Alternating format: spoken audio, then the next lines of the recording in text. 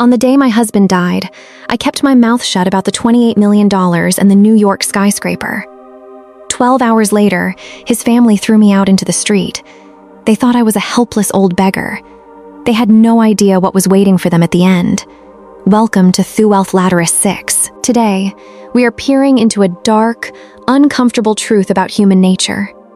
The kind of ugly reality that people prefer to hide behind closed doors. Follow this story until the end, and let me know in the comments which city you are watching from so we can see just how far this message travels. My name is Alberta, and I am 64 years old. On the exact day my husband Richard died, I genuinely believed I had already touched the deepest, most agonizing pain a human heart could possibly endure. I thought losing the man I had stood beside, loved, and protected through 38 years of life's harshest storms was the ultimate limit of suffering. I was utterly, terribly wrong. The worst pain didn't arrive while his heart was stopping in that cold, sterile hospital room. It arrived 12 hours later, under the roof of our own home, when his flesh and blood decided to show me precisely what my decades of devotion, sacrifice, and silent labor were worth in their eyes. The funeral had been a masterpiece of dignity, a fitting farewell for a man who had left a quiet, indelible mark upon this community. It was respectful, solemn, and filled with people whose lives Richard had touched or built up over the decades. I sat right there in the front pew, draped in a simple navy blue dress.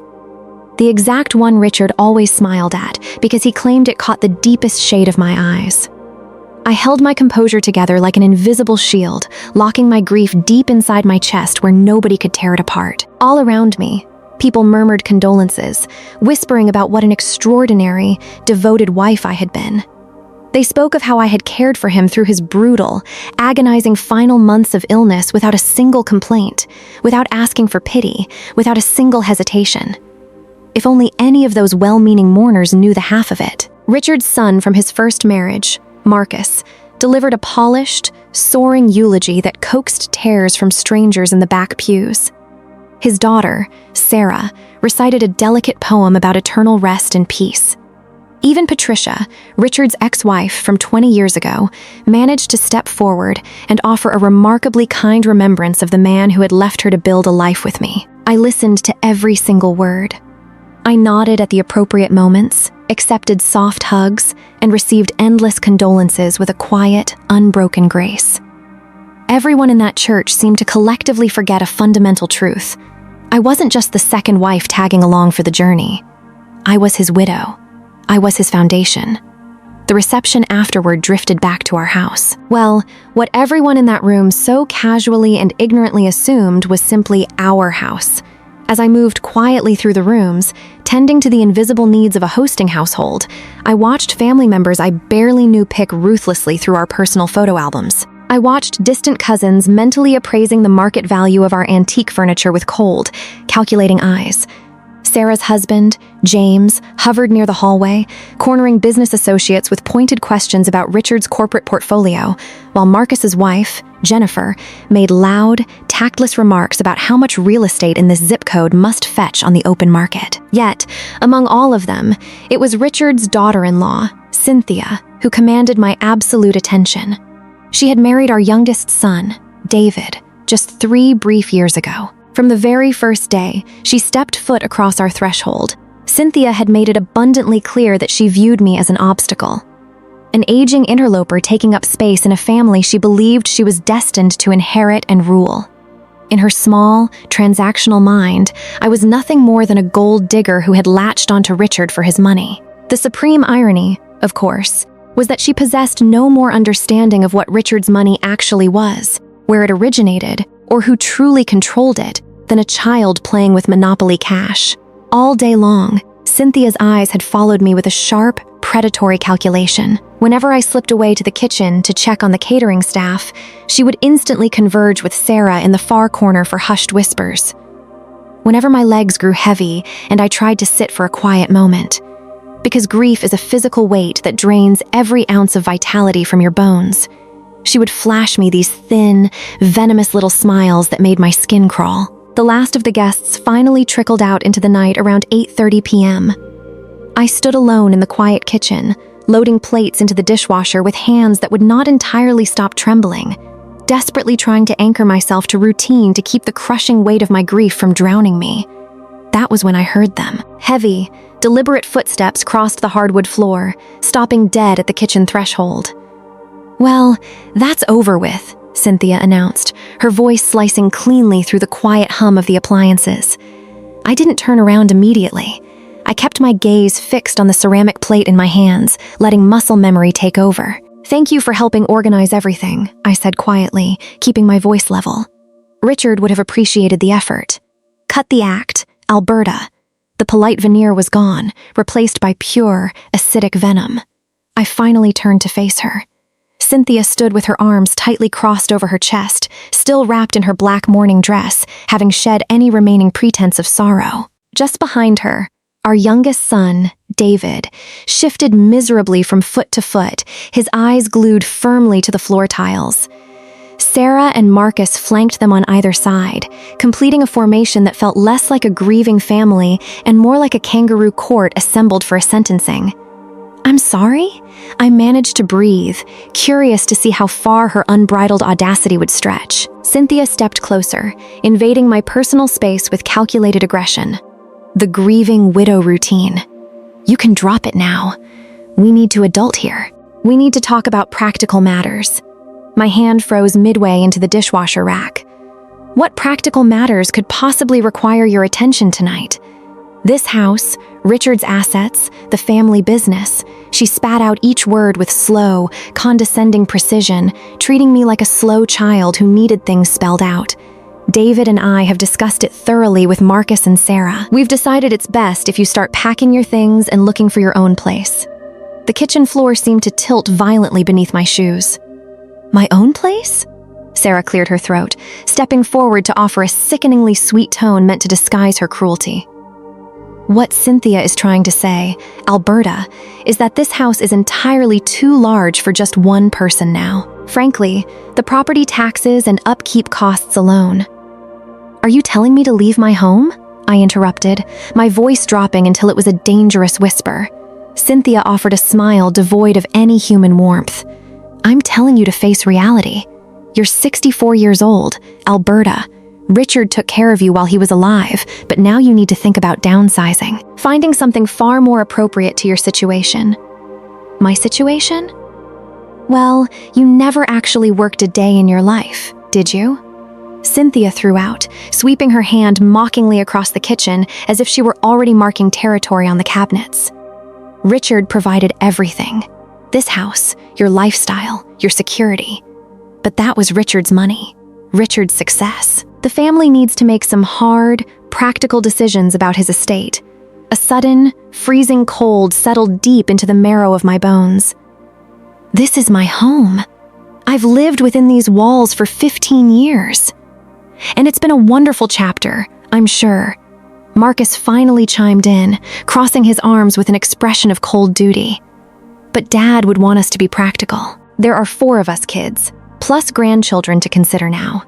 College funds, trust accounts, retirement security.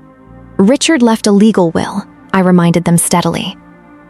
Yes, and we'll honor whatever small, modest provision he managed to carve out for you. Cynthia dismissed with a flick of her wrist. But let's be entirely honest about what you were. You were his second wife, not his business partner. You didn't build anything here. You were just there. The words landed like physical strikes to my chest. Just there. After 38 years of standing shoulder to shoulder, after nursing him through the darkest corridors of cancer, after building an empire hand in hand, I was reduced to a piece of furniture that happened to occupy space. I think you should pack your things tonight, Cynthia continued, taking full command of the room. David and I can stay right here to manage the transition.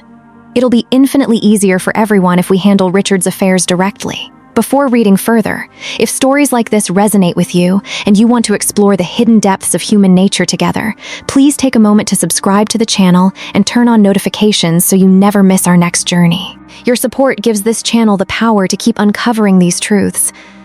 I looked across the kitchen at David, silently pleading with him to find a shred of his conscience, to remember that I had raised him since he was 12 years old.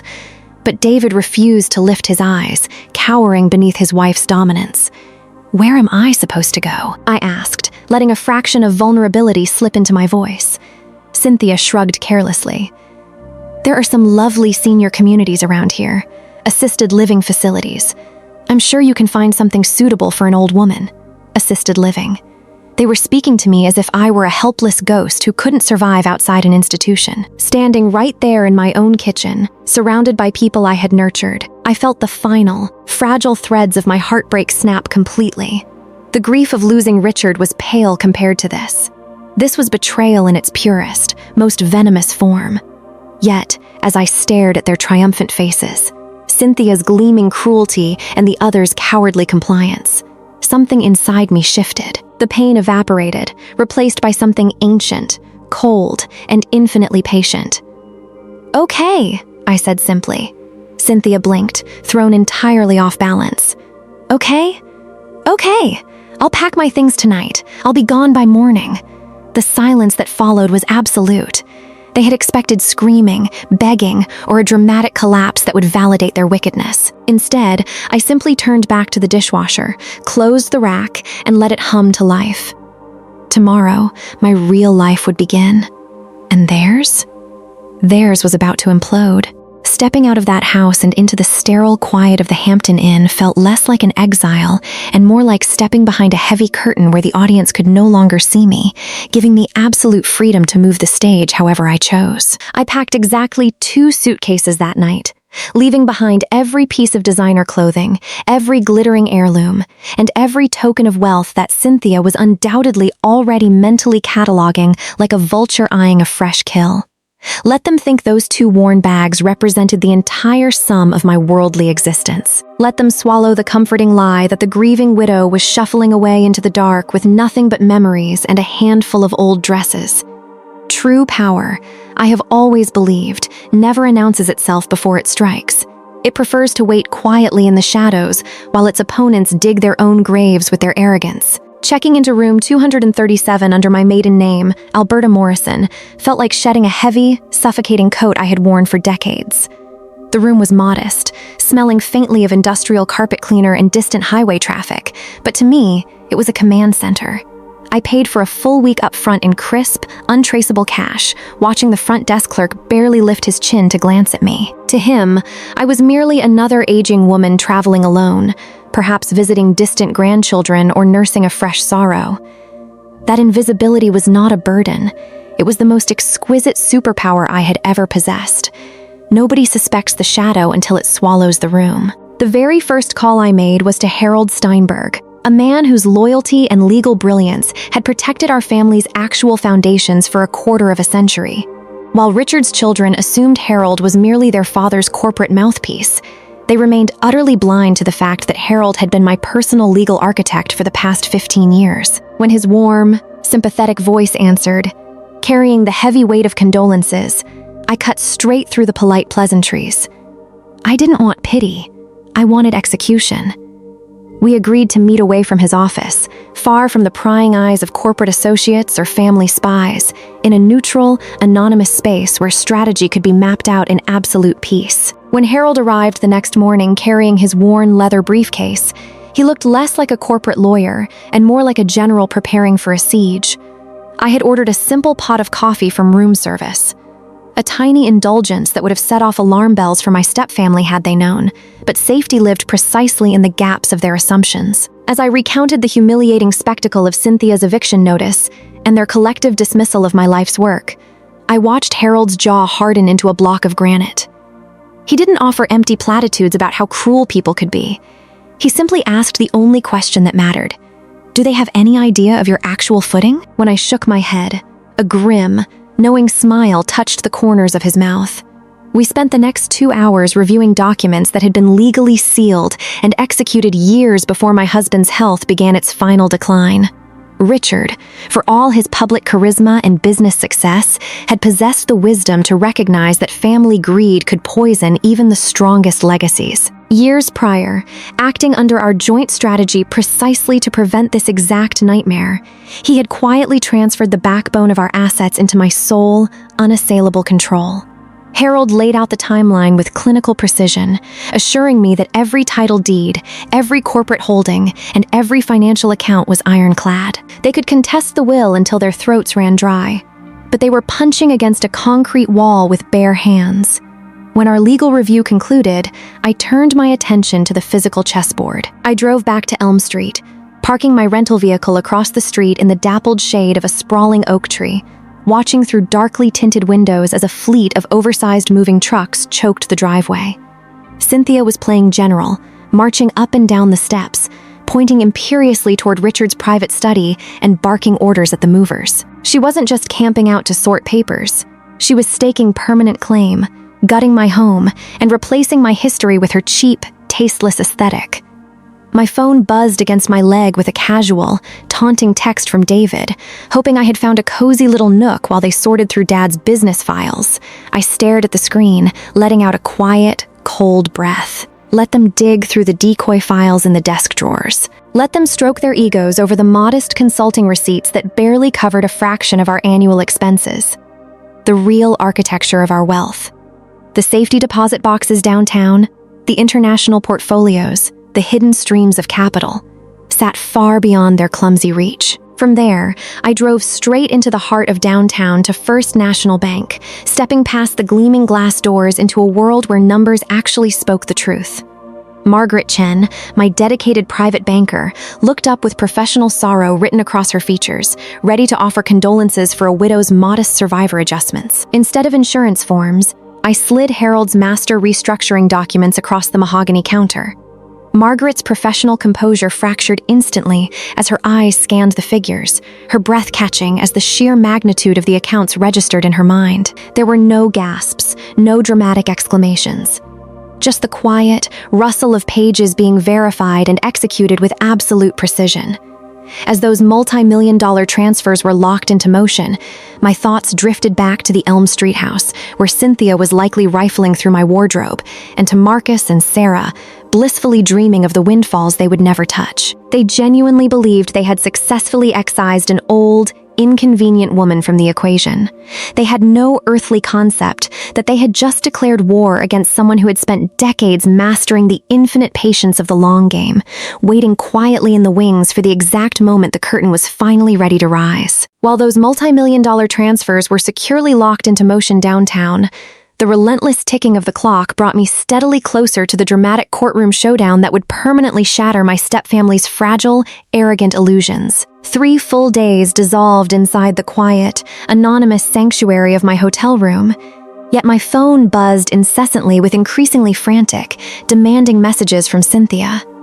Each text grew more unhinged as she realized her late father-in-law's financial puzzle pieces stubbornly refused to snap together into the tidy inheritance she had already mentally spent. While she panicked over decoy paperwork, old draft files, and obsolete statements, I spent my mornings quietly managing real, breathing empires, coordinating with Manhattan property managers, rebalancing global portfolios, and reviewing architectural blueprints for my Soho building. That magnificent $28 million asset was something I had purchased quietly 15 years ago when everyone else saw only a rundown, graffiti-covered brick warehouse in a neighborhood nobody wanted to touch.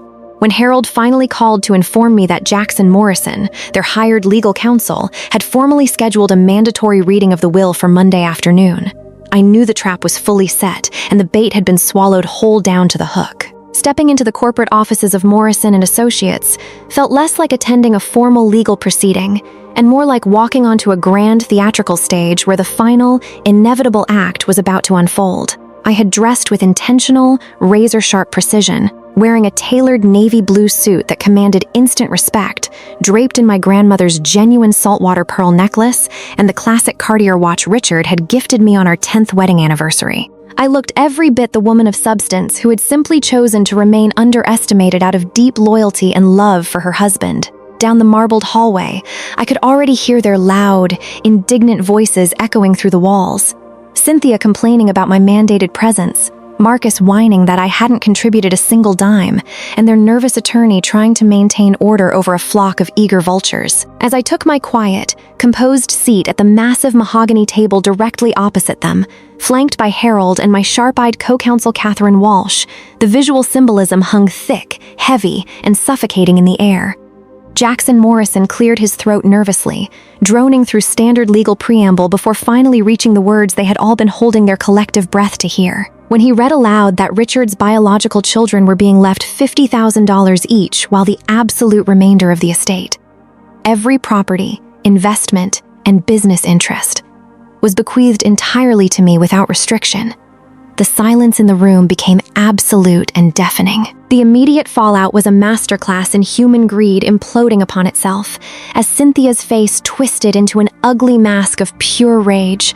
Sarah gasped in absolute disbelief, and Marcus slammed his hands onto the table, shrieking that his father would never leave them with mere pocket change. It was Cynthia, however, who completely lost her composure, exploding into a bitter, venomous tirade about how I was just an aging leech who had never worked, never contributed, and had simply been there living off Richard's coattails. Hearing her fling those hateful words at me once again, the exact same phrase she had used to justify throwing me into the cold night, ignited a profound, icy clarity within my soul.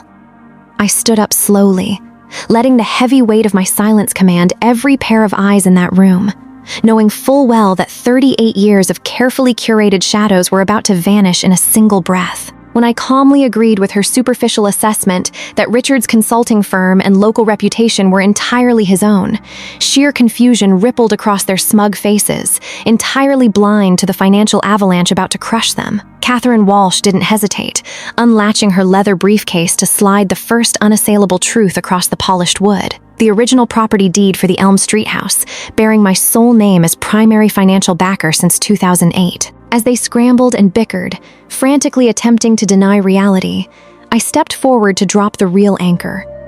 The revelation that long before I ever met Richard, I was a financially independent widow holding a $47 million empire of commercial properties, Manhattan apartment complexes, and hidden corporate holdings. Watching the color drain entirely from Cynthia's face, seeing the sheer, paralyzing terror replace their arrogant smirks as document after document laid bare the undeniable truth of who had actually funded their lavish lifestyles, offered a satisfaction so pure it washed away decades of quiet compromise. They had spent a week celebrating what they thought was a swift, effortless victory over an aging, helpless woman, completely oblivious to the fact that they had just picked a fatal fight with a master strategist who had spent a lifetime playing the long game. As the shockwave of that boardroom revelation settled into a suffocating silence, the reality of the 72-hour ultimatum began to unravel the fragile fabric of my stepfamily's arrogance.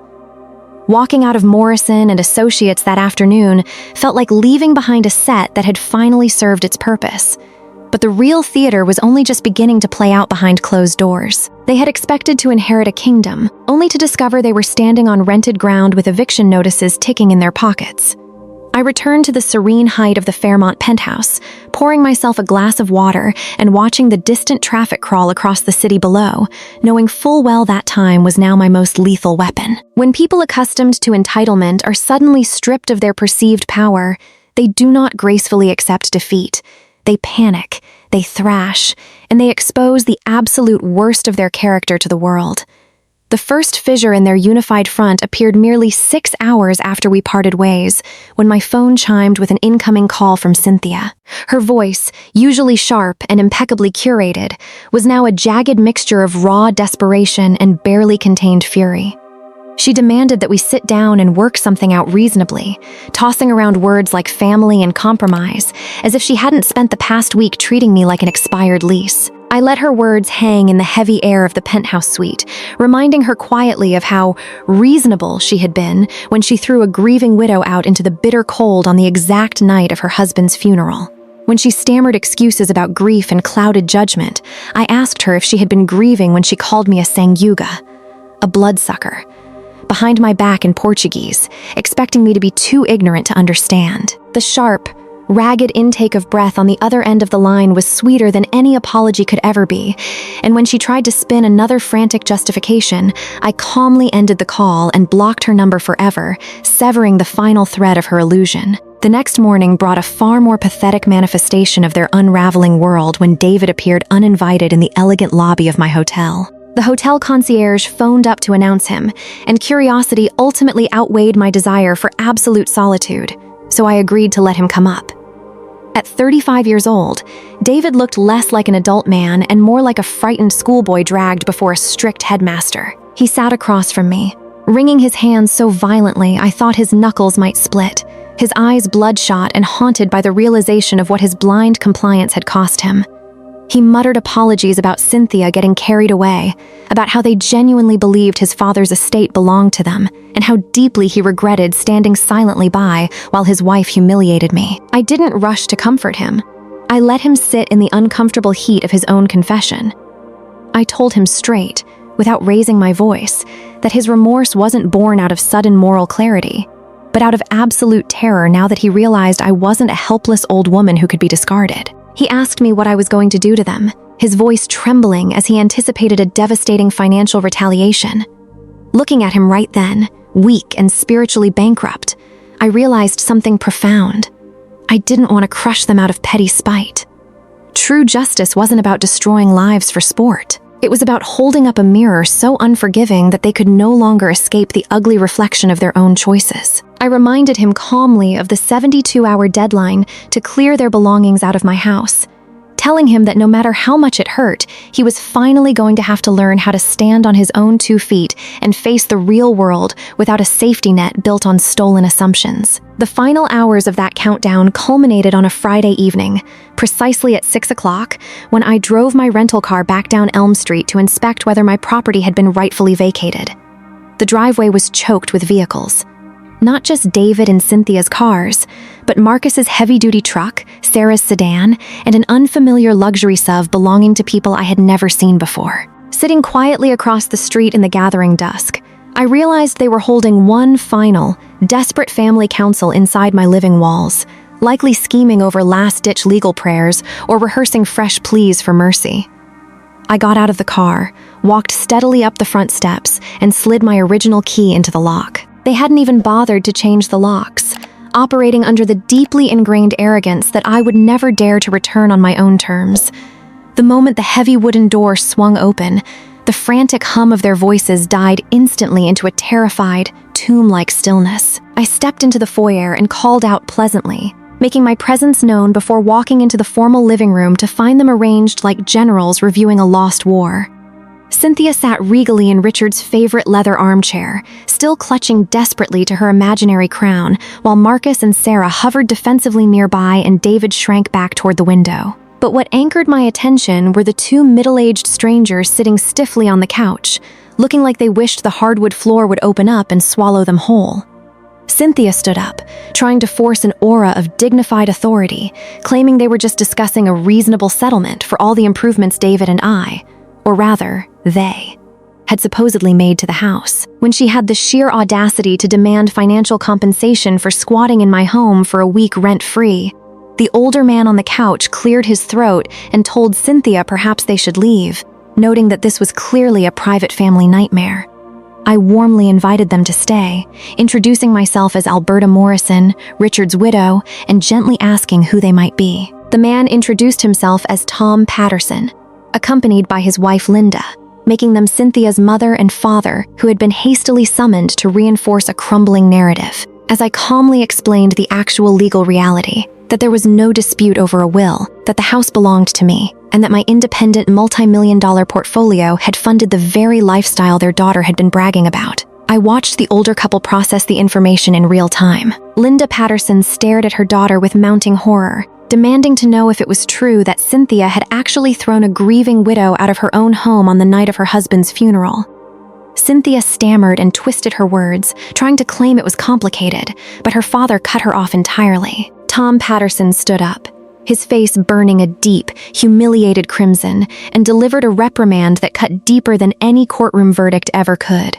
He told his daughter that if she had treated a grieving woman with such bottomless cruelty, she had been raised far better than that and should know better, announcing bluntly that they wanted nothing to do with her toxic deceit. As Tom and Linda gathered their coats and marched out the front door, the very last pillar of Cynthia's fabricated victimhood shattered into fine powder.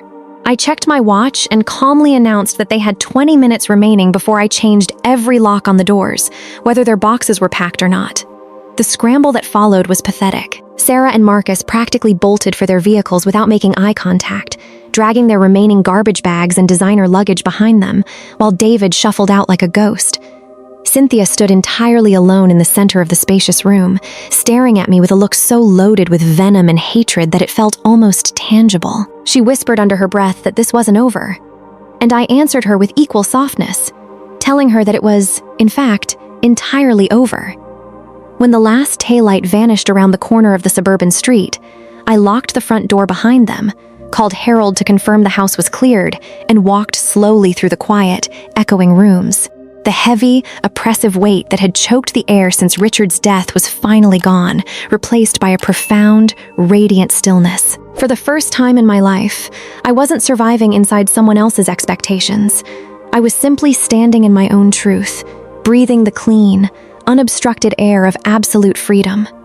As the heavy front door finally locked shut against the echoes of my stepfamily's hurried retreat, the long, winding road of reckoning began to settle into the quiet, blooming rhythm of a new season. 6 months dissolved into the background as the sharp sting of winter gave way to the warm, golden embrace of early summer, transforming my private garden into a sanctuary of pink and gold roses where peace finally felt like a permanent resident rather than a temporary visitor. I had grown fiercely selective about who was allowed to cross the threshold of my mornings, preferring the quiet company of nature to the chaotic noise of human deception, until the sudden, jarring ring of my telephone shattered the morning stillness. When Dr. Elizabeth Chen from Mercy General Hospital informed me that David had been admitted following a severe car accident and had specifically listed me as his emergency contact, a cold, familiar pang of maternal anxiety instantly pierced through the quiet armor I had spent months building. Stepping into the sterile, polished corridors of Mercy General felt like crossing a bridge back into a world I thought I had safely left behind. Yet my stride remained steady as I navigated toward his private room wearing a simple blue dress that Richard had always cherished. I found David propped up in the adjustable bed, his left leg encased in a heavy orthopedic cast and his right arm bound in a sling, looking remarkably fragile and weathered for a man who had narrowly cheated death on a highway median. When his eyes locked onto mine, the raw, unfiltered relief that washed over his battered features made it instantly clear that all the arrogance, the corporate posturing, and the toxic bravado had been completely stripped away by the harsh impact of reality. He whispered my name with a fragile vulnerability, noting that the hospital staff had been unable to reach Cynthia because her phone had long since been disconnected, and she had vanished back to her parents' home months prior, abandoning him the moment their shared lifestyle evaporated into thin air. Sitting beside him in the uncomfortable plastic chair, listening to him confess how his marriage had imploded under the weight of discovered lies, I felt no triumphant malice, only a deep, abiding sorrow for how easily human beings trade genuine connection for the hollow pursuit of status. As we sat together in the quiet hum of the hospital room, David gathered his courage to confront the painful ghost that had haunted his conscience ever since the night of his father's funeral. With tears tracking down his cheeks, he confessed that he had known all along how cruel, unfair, and cowardly it was to let Cynthia throw me out onto the street. But his blinding greed and bitter disappointment over the modest will had made him a willing accomplice to injustice.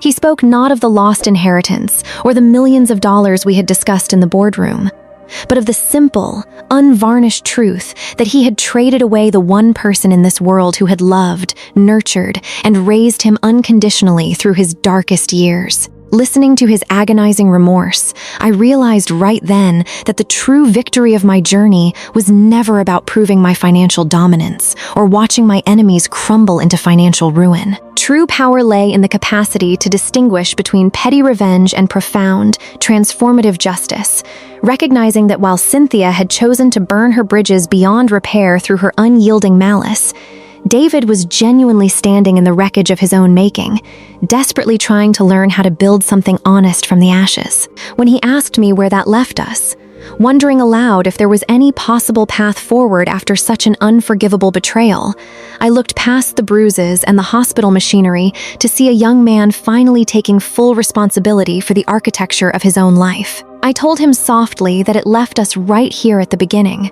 willing to try rebuilding a relationship from the ground up, but under entirely new rules where my worth would never again be hidden in the shadows to make others comfortable. He nodded solemnly, accepting every boundary without protest, proving that the painful lessons of the past 6 months had finally carved a real, enduring maturity into his soul.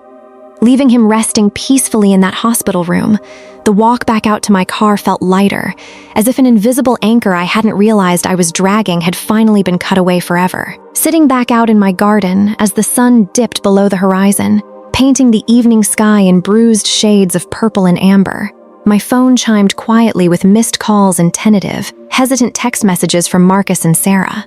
I let them sit on my screen, knowing that whether I eventually chose to open that door or keep it firmly shut was entirely up to me, anchored by the beautiful certainty that I no longer needed anyone's permission to live my own life. The invisible widow, who once hid behind her husband's shadow, had been replaced by a woman who knew her exact value, understood the true cost of human character, and possessed the sovereign freedom to choose her own path.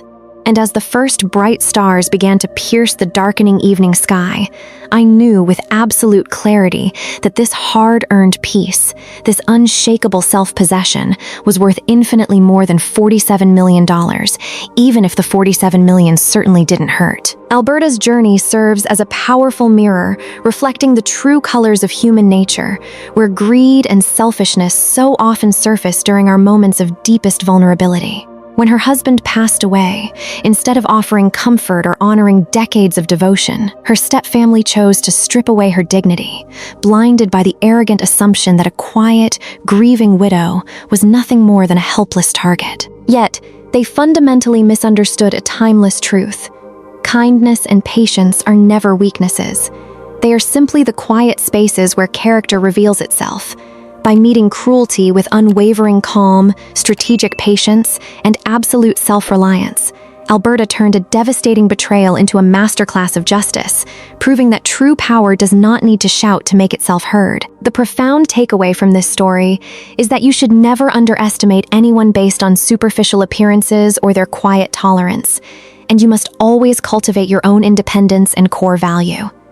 In our everyday lives, it is easy to encounter people who measure our worth only by what we can provide, or who attempt to diminish our efforts when we choose grace over conflict. This narrative reminds us that building inner strength, financial autonomy, and emotional resilience is the ultimate shield against disrespect.